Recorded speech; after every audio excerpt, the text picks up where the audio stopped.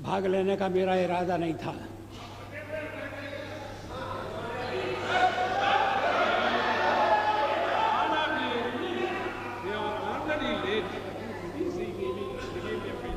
लेकिन जब मैंने सुना और पढ़ा कि मेरे बारे में विपक्ष की नेत्री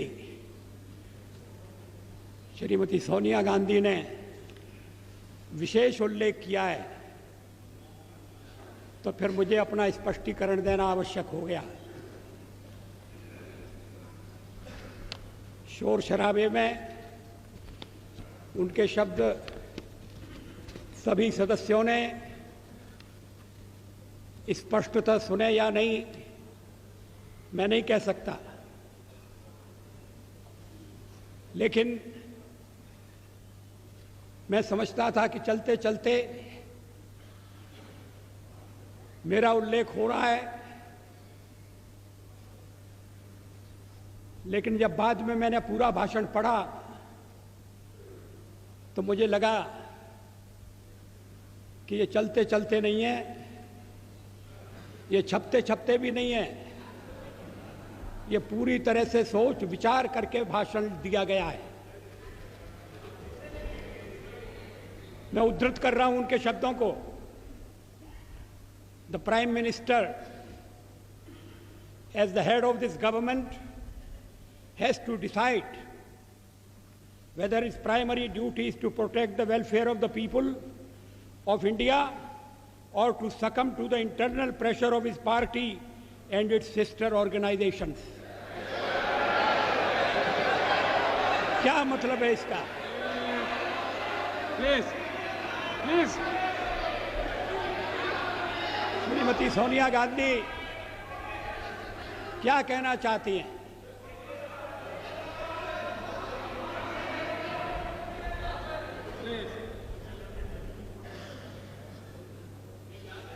उन्होंने प्रधानमंत्री के नाते मेरे प्राथमिक कर्तव्य की याद दिलाई है। प्राइमरी ड्यूटी,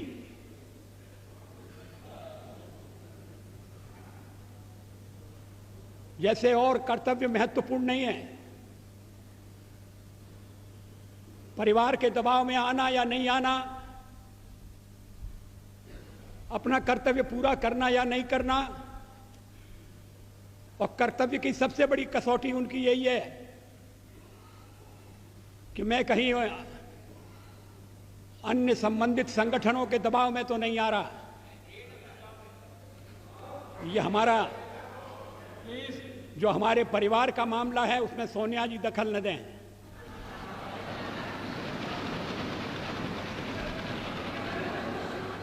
मैं प्रधानमंत्री हूं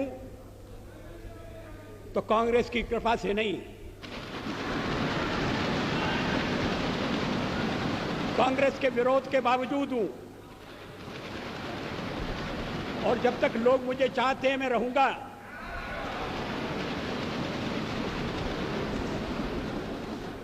लेकिन अब मेरे बारे में इतनी रुचि लेने की आवश्यकता क्या है?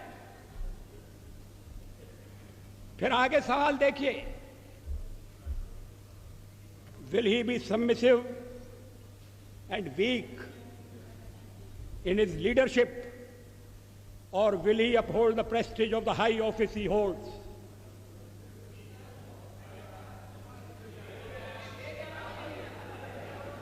इसके पीछे क्या भावना है? ये कहने का मतलब क्या? ये मेरे ऊपर आरोप है कि मैं दबाव में काम कर रहा हूं, गलत है।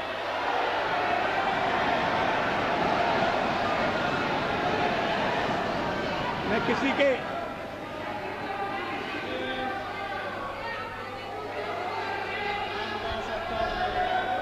उपाध्यक्ष महोदय, मैं किसी के दबाव में काम नहीं करता। पार्लियामेंट का जीवन इस बात का साक्षी है। मैं अभी पढ़ रहा था 1961 में संयुक्त बैठक में मैंने जो भाषण दिया था मैं उसको पढ़ रहा था।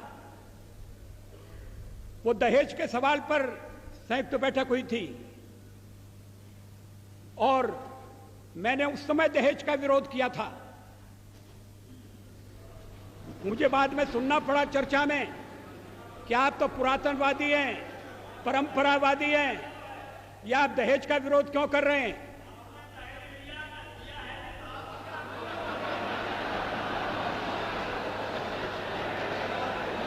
ये 1961 की बात है। 1957 में मैं पहली बार लोकसभा का सदस्य चुना गया, प्रतिपक्ष की ओर से चुना गया। अगर मैं दबाव में काम करता तो फिर पता नहीं क्या हो जाता।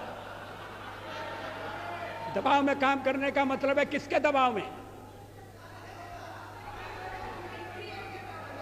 आपको बड़ी चिंता हो रही है मैं किसी के दबाव में न रहूं। अभी तो कहा जा रहा है कि हम परिवार के दबाव में, हमारे वामपंथी सदस्य कहते हैं कि हम अमेरिका या विदेशी शक्तियों के दबाव में हैं।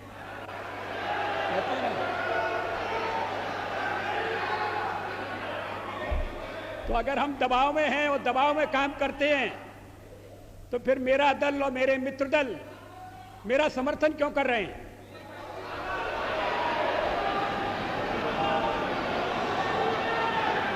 इसका औचित्य क्या है? वो जानते हैं कि मैं दबाव में काम नहीं करता।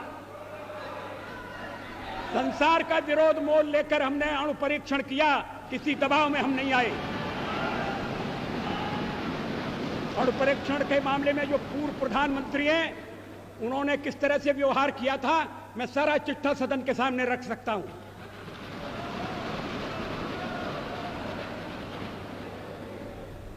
एक बार परीक्षण करने के लिए गड्ढा खोद दिया गया था, सुरंग तैयार हो गई थी, परीक्षण की तिथि तय हो गई थी। ऐन वक्त पर परीक्षण को रद्द कर दिया गया क्योंकि विदेशी दबाव था।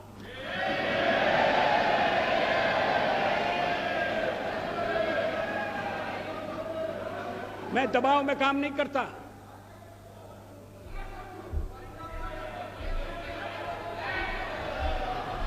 आप चुप रहिए, एक सीमा होती है सुनने की। मुझे रोका था जब कारगिल युद्ध चल रहा था तो राष्ट्रपति लिंकन ने मुझे बुलाया न्यूयॉर्क में, वाशिंगटन में।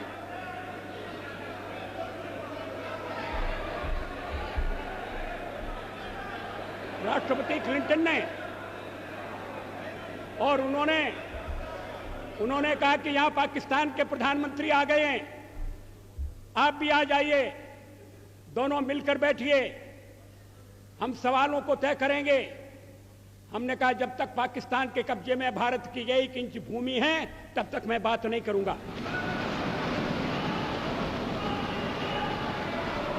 और मैं अमेरिका नहीं गया, अमेरिका के दबाव में नहीं आया।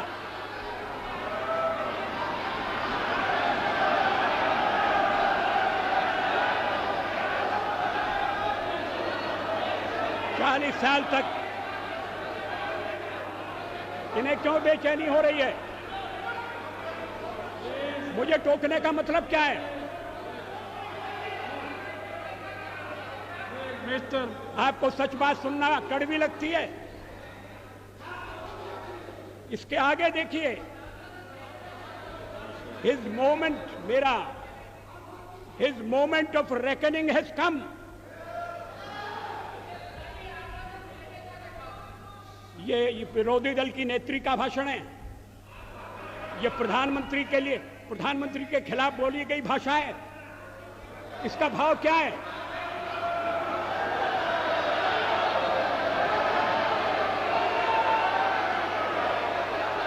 मेरी परीक्षा का दिन आ गया है, क्या मतलब है इसका? मैं रोज रोज परीक्षा दे रहा हूं।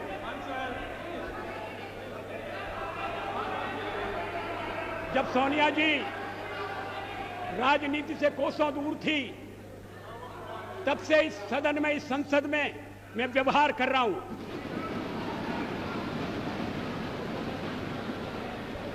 आज मुझे कटघरे में खड़ा किया जा रहा है। क्या अधिकार है?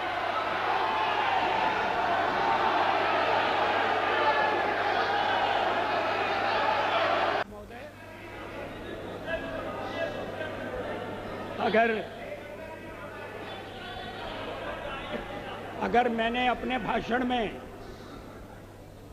किसी असंसदीय शब्द का प्रयोग किया है तो आप उसे देख लें, उसको निकाल दें, मैं आपत्ति नहीं करूंगा।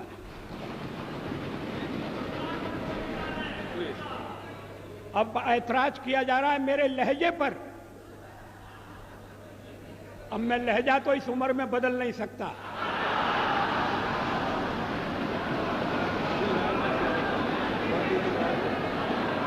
जवाहरलाल नेहरू ने मेरा ये लहजा स्वीकार किया था और उसके बाद जो पीढ़ी आई उससे भी कभी मुझे ऐसे शब्द नहीं सुनना पड़े जैसे इस भाषण में, लिखित भाषण में।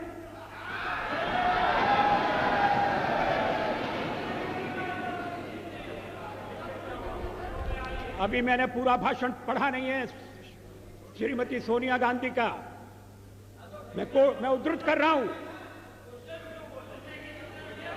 Please stop this running commentary. There is, I am afraid, neither moral integrity nor sincerity of purpose among those who are trying to force the law on the nation today. ये moral integrity क्या है? What is moral integrity? क्या मतलब है इसका? अगर सत्ता पक्ष में, अध्यक्ष महोदय, इन शब्दों के लिए श्रीमती सोनिया गांधी को खेद प्रकट करना चाहिए।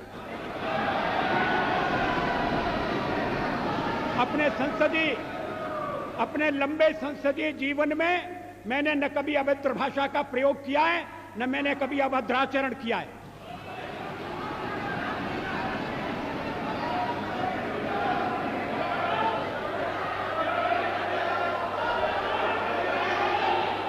मगर जो हमें उपदेश दे रहे हैं,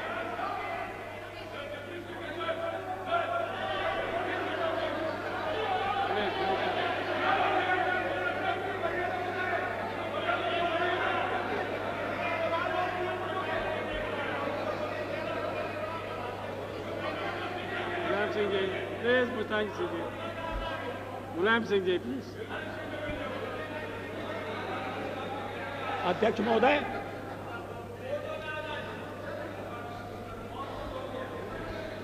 कोर्टों के बारे में ही तो ये आरोप लगाए जा रहे हैं, नियत पर शक किया जा रहा है, बोनाफाइड्स की बात हो रही है।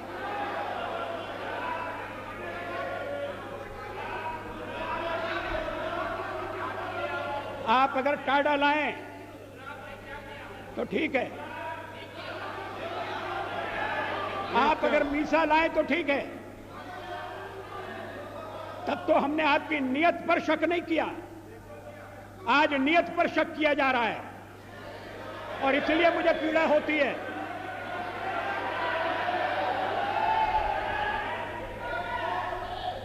अगर बहुमत नैतिकता से नहीं चल रहा तो फिर क्या अल्पमत से हम आशा करें कि वो नैतिकता की दुहाई देगा?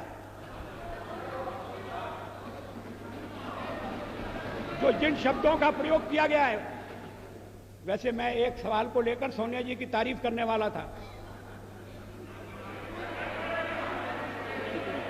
इसी भाषण में उन्होंने कहा है कि हम आतंकवाद के खिलाफ आपके साथ खड़े रहेंगे, लड़ेंगे, लड़ते रहे, आगे भी लड़ेंगे, और उसके बाद लड़ाई मेरे खिलाफ छेड़ दी।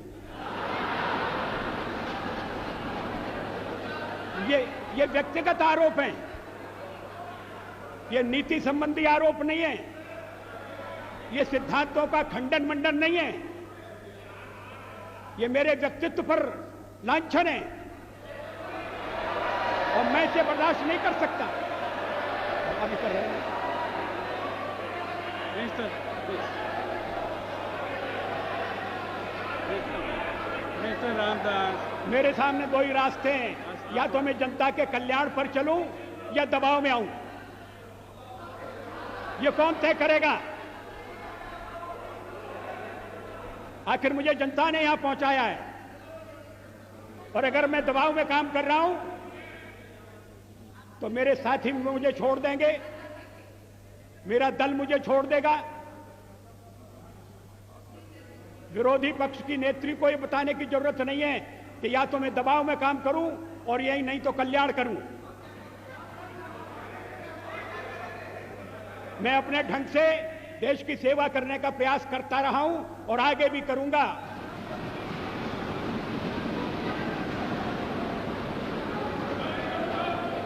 लेकिन अगर मुझे आपत्तिजनक बातें सुनना पड़ेंगी तो मुझे उनका उत्तर देना पड़ेगा।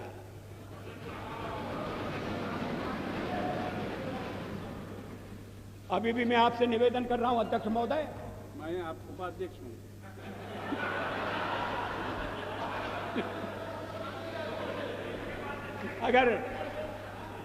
अभी भी मैं आपसे निवेदन कर रहा हूं उपाध्यक्ष महोदय, अगर मैंने कोई असंसदीय भाषा का प्रयोग किया है, निकाल दीजिए मेरे भाषण में से।